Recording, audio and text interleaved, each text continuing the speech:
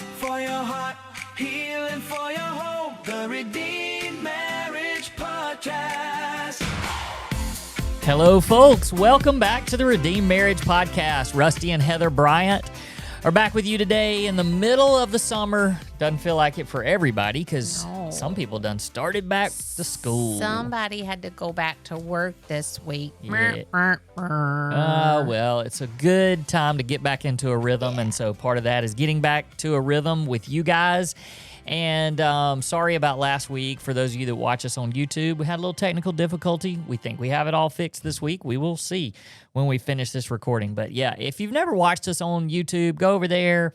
You know, you can see our expressions. You can see when we look at each other funny like that. What are you talking about? When we laugh at each other, when we make fun of each other. And you can count how many times you wear your sip hat during the YouTube videos. Well, so, okay. All right, let's see. I don't even know where to go with this, but I was gonna say, it's whenever I wear the sip hat. The sip hat is not like a nice hat. It's like it's the one that's comfortable. It feels good. And I also saw today on social media that we are only 6 Saturdays away from college football starting back. So you're getting ready. So I got You're warming excited. it up. I even have an Ole Miss shirt on too. You do. So you know, You do a good job mixing up your hats. I think that's one is your favorite. well, you know what? You can also go and look and see if Heather wears the same clothes over and over again. How about that? Now everybody's gonna be dissecting everything that we wear. We don't really care, to That's be right. real honest. Well, and normally we record on Sunday afternoons, but we're actually That's right. recording on Saturday and today. on those Sunday afternoons, we usually look a little nicer. but We went to church, you know. Yeah. And when our church doesn't dress up, but we look Right. a little bit nicer than we do on a Saturday afternoon. Saturday afternoon, but we're here with you, and we had a little extra time today. Plus, tomorrow, World Cup final. We got stuff to do tomorrow. Stuff to do. And we had a busy weekend this weekend because our youngest son turned 20 years old. It was just We don't even have a teenager in the house. I mean, living. Oh, my goodness. Gosh, We're old. I didn't think about that. Yeah, Like sorry. he's 20. Sorry to I put don't that- know. I just I think don't they're care. grown when they're 21. I mean, not that they're grown then, but No. But I just feel like 21, you're like, they're 21. Are we grown? I guess. Maybe. We're trying to figure it out, too. So right. part of figuring it out, though, is hearing your questions and trying to answer them. It helps us figure things out, and also it helps to pass along some information to you guys. So this summer, we've been doing our summer short series where we've been answering questions from listeners. We had a great question last week that was specific to physical intimacy. And you need to go back and listen to that because it was, we weren't real, we think we knew who the question was directed at, and we believe it was directed at the person who had betrayed their spouse. That's right. So Done if there's the been, betraying. if there's been some sort of broken trust, betrayal, particularly when it comes to sex and physical intimacy, I mean, that could be a number of things. Some sort of inappropriate relationship, could be a full-blown infidelity, could be pornography, anything like that. But the question was, I think it was specific to the spouse that had done the betraying, and they asked if there's things that were done with my affair partner and I don't feel comfortable doing those things with my spouse now because it brings up guilt and shame, is basically the gist of it. So what do I do with that, and how do I approach it?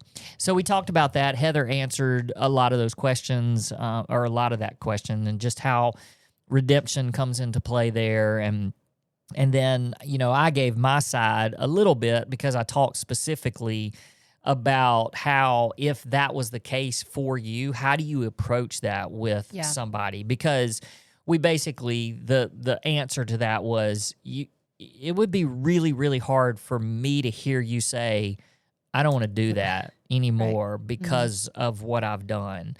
And like I said last week, it doesn't matter how much forgiveness and redemption and all that. It just is a wound. And when like that would just be one of those things that immediately would come up of, oh, wait a second, but you did that with somebody else, but that type thing. So we don't have to get into a lot of details there, but what we wanted to do, because we had a lot of people come back and say, okay, hold on, we want to hear from Rusty. Like, what is it that, what are those type feelings like for me? And I don't really know how to twist this question around so much because there's a whole lot of ways that we could attack this. And really, to be honest, I'm not going to put you on the spot too much by asking you to do this, but as we're talking about it, I would love for you to ask me questions, because I think what would be helpful too is for the person that has done the betraying, for them to maybe get a glimpse of, like, what are the things that you think about, like, what's going on in my mind, and how would you, so I don't know what kind of questions you would have about that. I can answer some things, but the first thing that I want to say, just in regards to this whole, really the blanket, I guess, question is the physical healing. How do we, if I've been betrayed and we want to heal our marriage, what are the things that I'm thinking about, and how do I address that with you? Right. So that it doesn't, bring up lots of guilt and shame for you, but also it can help me to heal. Yeah. And so I want us to kind of address it in that way. But as we do, you ask me some questions. Yeah, I think that what I worried about the most, or heard you talk about the most, was the amount of images that you had in your head. And we've talked several times about the fact that they were probably even worse in your head than they were in real life, but you just couldn't get them out of your head. And so, like, for the person who's listening that's like, hey, I was betrayed, and boo-hoo that you have trouble, with this part. You're the one that did the betraying. But what about me, who I didn't even do anything, and this is part of my story now? Like, how do you battle those images that you talk so often about? Well, so the thing that the person, first of all, let me just give some, I guess, disclaimer in that I believe that we are all so different. I mean, there's a difference, I believe, too, in a male and a female, for sure, and maybe not even male female, but just like the person. If there's the betrayed spouse is somebody that has a really high sex drive, and like not just needs sex, but like that's such an important part of their relationship, because we know that there's some couples out there that's just not that. I mean, we want everybody, because we believe it's very, very important. We want you to have a wonderful physical relationship, but everybody's different, and people desire it more or less. There's just a lot of factors that go into it. And so I want to be real careful to just be able to say all we can do is tell you our side, our story. And so, the first thing that you said is the images. And we've had this discussion before, and we've talked with couples that, just like you said, the images are probably, we make them out differently for sure. I think, there's somebody out there, and the reason I try to listen to what you say through a lens of somebody that's listening, and when you say, well, it's probably worse than you think, and my first thought is somebody out there just went, what do you mean it's worse than you think? How could it be any worse than what you did? So here's where I'm saying those type wounds, they're always there. And when they get uncovered or triggered or picked a little bit, that rises up. Like even that statement where it didn't affect me. Other than I felt it, and I felt it for the person that's listening. And I felt them go, what do you mean how could it be any worse than what it is? I know what you're saying, because we create a movie in our minds. And it's almost like when you're reading a book and you're not looking or watching anything. Mhm. And sometimes books can just give you a little small, and I'm not even talking about physical or sex or anything. Just like when you're Your reading, imagination when you're reading. that's right. When Yeah. you're reading, you just Mhm. have an imagination, and you look, you picture what the characters look Right. like. They have Mhm. real, personalities and all that Mhm. kind of stuff. And so when you confessed to me, then I just created this movie in my mind. And that movie doesn't go away. It's really, really hard to go away, especially because you're constantly trying to fill in the details because we don't know the details. Yeah. And so when somebody like me says it's really, really hard to get rid of those images, well, sure it is, because we weren't there and we didn't get to see it. And we really don't know what happened. And so we just create this movie in our mind. So, yes, that is an obstacle that we have to overcome. And the crazy part about that is that those images, I don't know that they ever completely leave, but we can make them go away, because just like you take thoughts captive and you replace them with, you make them obedient to Christ. And I think that's the thing that's so important, because if not, even 15 years later, I could start thinking about one of those movie clips that I have probably played over and over in my head so many times, just because of one comment or one confession, one part of the confession that maybe I asked a question and you answered it honestly. And by you answering it honestly, it caused me to create this movie clip. And so I could go back to that movie clip, but who is that helping? And what is that? I mean, that is extremely damaging.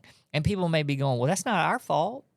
Yeah, but it is your fault if you let it continue to play. Yeah, it's on you. That's right. You can hit stop, and you can make it stop.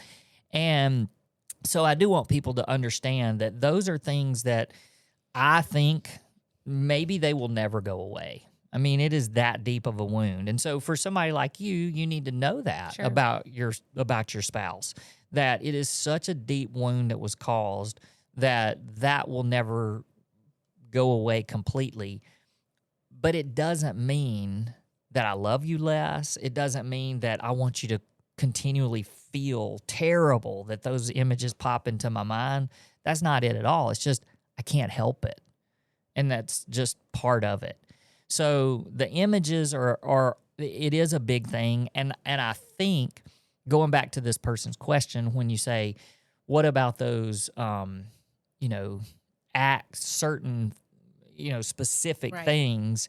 And I remember for us, we had a situation where it took us quite a while before we just were completely comfortable. And I do think that some of that was because anytime we would start, those were things that would pop into my mind. And all I could think about was, wait a second, and even if my flesh, my body, all of the things, my needs and desires, even if they wanted that, I would stop myself and say, hang on a second, but is your heart ready for this? Right. And so I would make myself stop and say, I can't do this because of what you did. And so it did take time, and it took us talking about it, but so much of that was you being, like you said last week, you took my lead and were very, very patient. And, it was a lot of healing over time.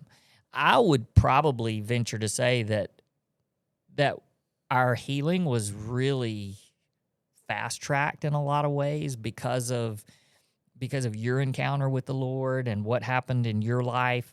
And so our physical intimacy probably healed a lot faster than what a lot of people would, which I'm extremely grateful for.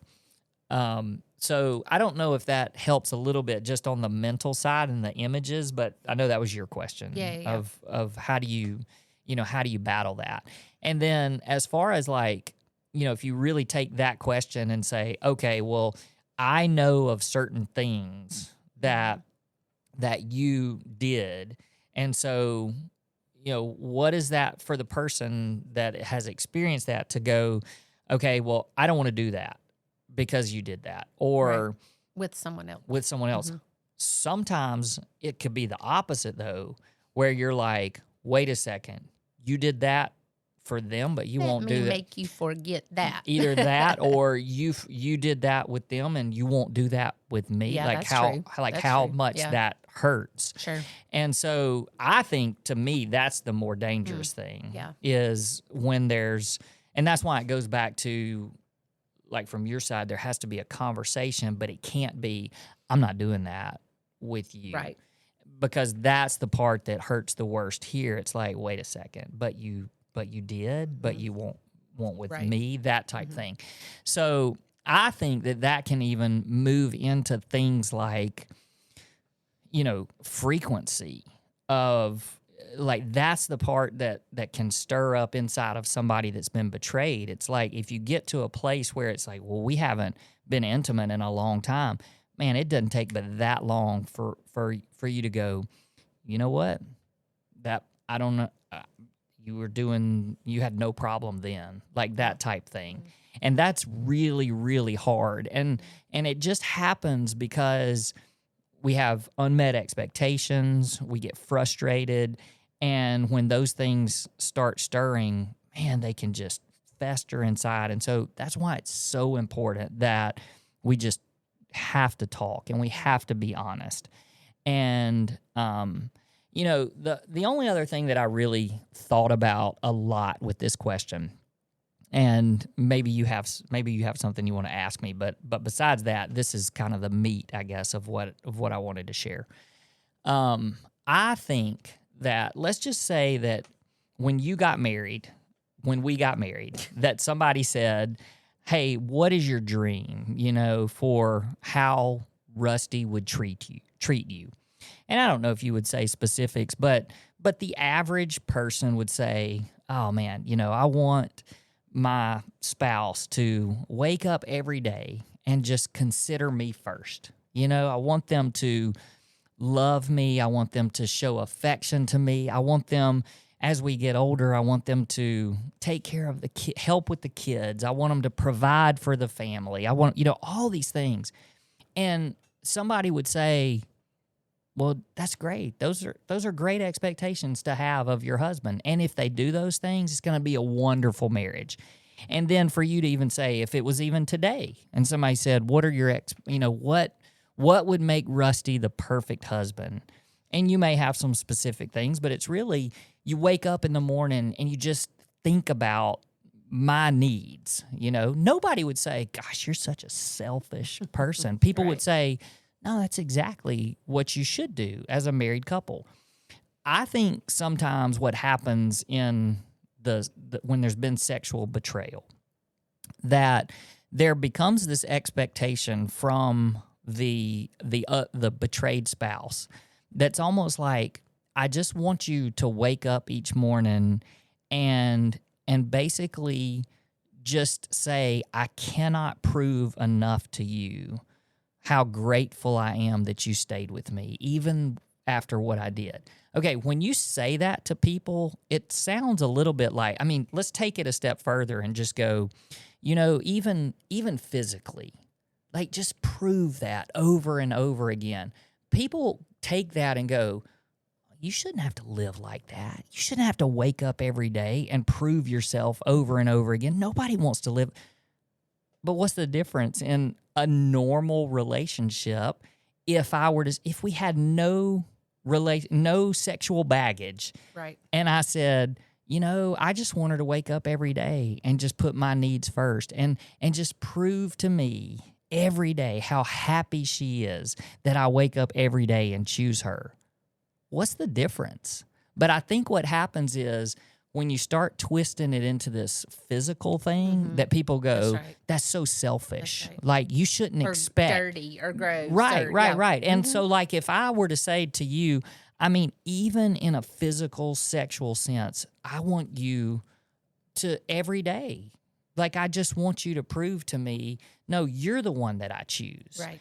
And so people may listen and go, oh, that's great. Like, but that's also a gift from God. Yeah. And it's a good thing. But we have screwed this up so much that it literally becomes like this is a selfish thing. It's like I want this from you. Yeah. But it's not that. And so I want people to understand that so much of this, and you do such a great job with this. It's how can I serve you? And, there's never, probably one of the deepest wounds of mine is it's really hard to initiate. We've talked about that to so many people, but it's so hard because if I got rejected, I mean, it would be such a deep, deep wound to be rejected in that way. And that's not for people to go, oh my gosh, what kind of pressure is he putting on her there? It's not that. I wish that I could say, oh, and I do have the confidence. I mean, we've gone through so much together. But I do know, let me move that real quick. There we go. But I do know how important that is for you to consistently show me. Right. And maybe people will go, you're just having to prove yourself. But it's no different than if nothing had ever happened. Mm-hmm. That's the way we should be living anyway. Sure. Just like I described it, Yeah, I agree. So, I agree. Okay, what would you ask me? Really, the only other part that I thought of, and this is just part of our story that may not necessarily be anybody else's, but both of us were virgins before we got married, and so we had been each other's only person, and we were proud of that. Yeah. And we had so many people who were like, "That's awesome." To be able to start your marriage like that, there's no comparison. There's no, and that's not the norm nowadays. Right. It's just not. I mean, it's still God's design, but it's not the norm. And so I guess my question to you, for those people out there, and maybe not even if they were virgins, but still, like, I know to be true that God can redeem even this. Like, we have had restoration, and I can remember Penny walked me through an exercise to where it was like we got a blank canvas. Right. And that God, I mean, because Scripture tells us our sin is, far as the east is from the west, and that it's white as snow. And she was like, you get a clean slate for this to rebuild the way that God's design was. And is, and that's still good for you guys. And so I guess my question to you is, do you feel like that has been our story? Do you feel like there has been restoration and redemption? And do you feel like it's just the two of us in our marriage bed? Yeah, I mean, that's a great question, because it's like, that is something that certainly is painful. And it's painful if I think about it. It's painful to think, oh my goodness, and I don't even know that it's so much. It is, a lot of it is, I saved myself for you, you saved yourself for me. And then even after marriage, that was taken away. And that is something that's hard to take in, and if I let myself think about it. Right. But I also have to stop and think that, your sin, as awful as it was, and damaging as it was, and wounding as it was sin. Yeah. And I have sin in my life. And if I truly believe what Jesus did on the cross for me, in the same way that his blood and him giving his body in death for me, if that's what causes a clean slate for me, then who am I to say, yeah, but it doesn't count for you. It doesn't count because we were virgins and now, And so, yeah, I mean, and that's hard because we're not God and we don't understand all of that. But I do have to just consistently and constantly take it back to the cross. Yeah. And say, hey, what Jesus did on the cross, it was big enough for that too. It's enough. Yeah. It's enough for that. And if I say, no, God can redeem everything But this. except the Yeah. fact that now I'm not the only Right. one. Right. Then I'm basically saying, well, what you did was not good enough for that. Yeah. And so, do I have to constantly, or not constantly, but Yeah. do I have to remind myself Sure. of that sometimes? Sure. And for those of you that are listening, please understand too, like, the gift of sex it is a gift, and God desires for that to be a strong part of your marriage. And I know that there's health things and stuff like that. There's creative ways to be physically intimate with your spouse. And it is, in a lot of ways, it's a barometer of the health of your marriage. Not just the physical act of sex, but just Right. physical intimacy in general. It is supposed to be, it's a gift that we're supposed to share with each other. And so because of that, like the healing of it, the redemption of it, like making it something that is good again, I think it's important. I think it's so vital and important. And even when each of you are different, when you have different sex drives, when you have different wants and different desires, that's your opportunity to step in and serve and give of yourself, because that one seems a little bit more personal and a little bit more, this is mine to give you, rather than, you changed the sheets on the bed or you made the bed up. But it's still, that's all just part of the marriage relationship and giving. And, we've said it so many times, but even when somebody out there is listening and you're like, I didn't really want to do that, but I was doing it to honor my spouse and serve them. Nobody walks away from that most of the time. And for sure, we've said this for us. We never walk away and go, gosh, we shouldn't have done that. Right. Most of the time we go, why don't we do that more often? Right. But anyway, I just want people to know that even after the devastation of infidelity, that your marriage and the marriage bed can be restored and redeemed, and even better than it was, even pre-affair, and not just pre-affair, but even all the way back to the first night. Yeah. And I believe that. I mean, I believe that the times that we share together now are so much better and so much more meaningful than it was. Sure. So anyway, okay. A lot of information. Yeah. When you see us around town, you know a lot about us right now. I hope that that's helpful for some of you, though. And we'll see you next time. Peace. Peace.